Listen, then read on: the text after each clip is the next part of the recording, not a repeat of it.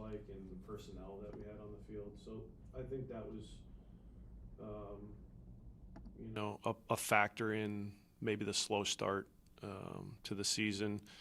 If you look at when some of the injuries happened in the middle of the year, and then, I guess the Charlotte and Chicago games stick out as two losses, after a couple injuries, I believe. So, if we're looking at maybe why we've dropped some points or why it looks different, injuries as well, the rotated lineups we've talked about, you could look at those things. Yeah, I still think there was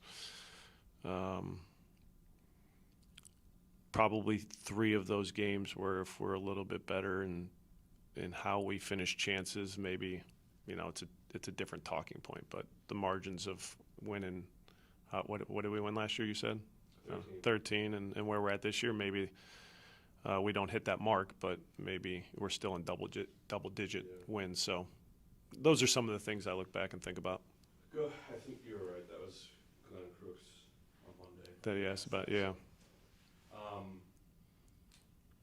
Because we're coming up on the postseason, when you think about the idea of playing a postseason match or multiple postseason matches at TQL Stadium, does it still give you the same comfort or confidence that it gave you last year? And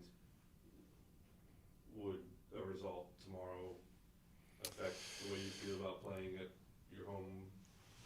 It's better to play at home than on the road in the playoffs. So whatever our result looks like tomorrow, we'll know that our home form didn't, live up to the expectations. But once the playoff starts, the entirety of the regular season is erased, because now you're in a, I don't want to say a single elimination. It doesn't start that way, but you have to win games to advance. And so playoffs are just going to look and feel different. And I would like to think, even if, we don't get the results we're looking for in the next 2 games, once the playoffs start, the understanding of what it's going to take is going to be there, and the regular season's erased. So hopefully we get 2 good performances and 2 results going into it. I think that'd be good for the group, but I don't think, it necessarily means we can't step into the playoffs and look better than we have. You mentioned the other day that you felt like your message wasn't either clear or strong enough to the group. Mm-hmm. What have the conversations been like since then? And I guess, what would your message be to the team at this point, if you don't mind going into that? Or do you feel like I won't go into too much detail, but we haven't been good enough. And if we don't look like a team at this stage of the season the way we would expect, I can't just point the finger at players and say they're not doing their job. We weren't prepared enough to look better the last 2 games, and that starts with me. So it was a little bit more direct about the expectations of starting the game and how we want this game to look. But we can talk all we want. We need to go out and show that with how we perform as a team, because no individual is going to go and win us this game. The only way we're going to have success tomorrow and as we move forward is if we're a collective.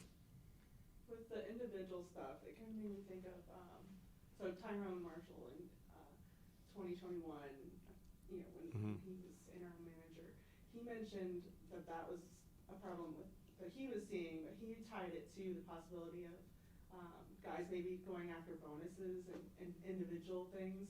Is that something that could be coming into play? Or why do you think the individual efforts? Guys trying to do too much, because when things aren't going your way and when there's struggle and you're not creating as consistently as you'd like, or you don't have enough of the ball in dangerous areas to create, then when you find those limited moments, guys are, I think, making decisions to try to impact the game, on a more individual level than finding the right pass. I think there was 3 moments where we could have got into the box in against New York City, and we elect to shoot from distance, and I think there was a pass for us to get in the box. So those moments are what I'm referring to. But as far as the bonus stuff, I put 0 into the notion that guys are trying to hit bonuses. But I certainly hope with how long we've been together, that's not how guys are thinking.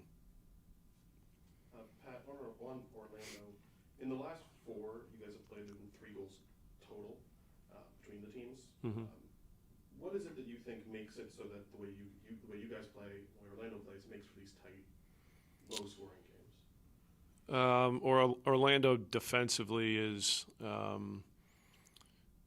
very good about initial pressure when they're stepping up, and if the pressure's broken, I think they recover as well as anybody in the league to regain their shape, to be able to defend the ball with the right aggression, and it's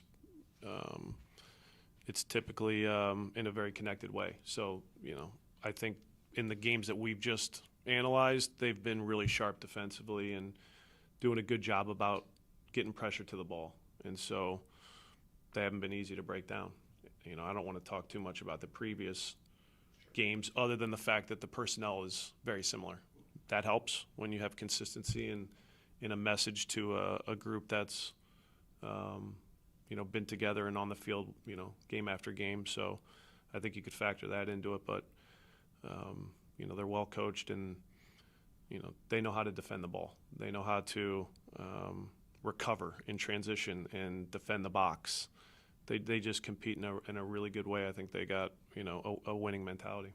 Is that the biggest difference from their start of the season, where their results weren't as strong as they would have liked, to now, where they're, I think, 5 of their last wins? Not sure, to be honest. Every team goes through their form or different peaks and dips in their form, and they started off the season slow, but I can't look back at that with enough certainty to say that's the difference in why they look better and more consistent and are getting better results now. But just speaking on the last month or two, they've been as good as anybody in the league and as consistent with the results and the performances. So they're as in form as any team.